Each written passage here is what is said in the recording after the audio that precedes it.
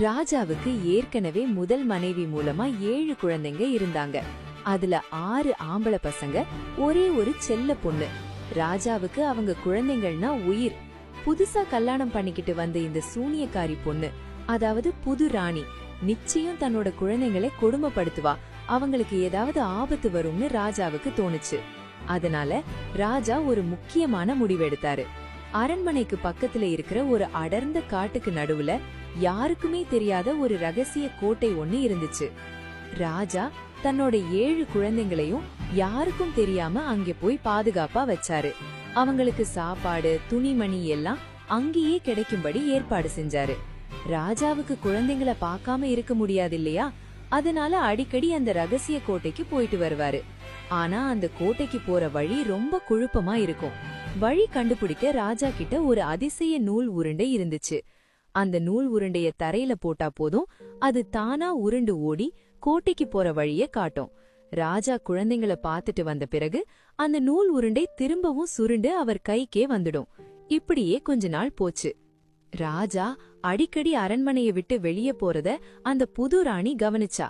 இவர் வேட்டைக்கு போறேன்னு சொல்லிட்டு போறாரு, ஆனா திரும்பி வரும்போது முகத்துல அவ்வளோ சந்தோஷம் தெரியுதே, எங்க போறாருன்னு அவளுக்கு சந்தேகம் வந்துச்சு. சூனியக்காரி பொண்ணாச்சே, சும்மா இருப்பாளா? ராஜாவோட வேலைக்காரங்களுக்கு நிறைய காசு கொடுத்து உண்மைய உளர வச்சுட்டா. ராஜா காட்டுக்குள்ள இருக்கிற ரகசிய கோட்டைக்கு தன்னோட 7 குழந்தைங்களை பார்க்க போறாருங்கிற விஷயம் அவளுக்கு தெரிஞ்சு போச்சு. அப்பதான் அவளுக்கு அந்த அதிசய நூல் உருண்டைய பத்தியும் தெரிஞ்சது. ஓஹோ, அந்த குழந்தைங்க உயிரோட இருக்கிற வரைக்கும் ராஜா என் மேல பாசம் காட்ட மாட்டாரு, அவங்கள ஒழிச்சு கட்டினாட்டா நான் இந்த நாட்டுக்கு ஒரே ராணியா இருக்க முடியும்னு முடிவு பண்ணா. அவ தன்னோட சூனிய வித்தைய பயன்படுத்தி சின்னதா 6 பட்டு சட்டைகளை தச்சா. அந்த ஒவ்வொரு சட்டையிலையும் ஒரு மந்திரத்தை ஓதி வச்சா.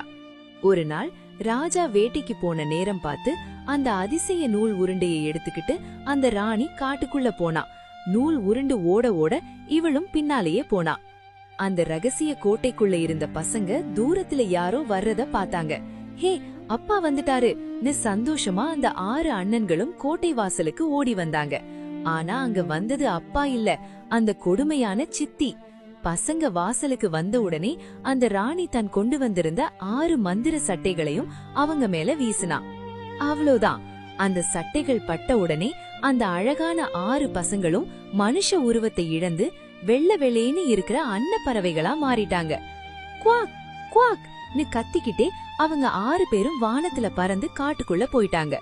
ராணிக்கு ஒரே சந்தோஷம், தொல்லை ஒழிஞ்சதுன்னு நினைச்சுக்கிட்டு அவ கிளம்பிட்டா. ஆனா அவள்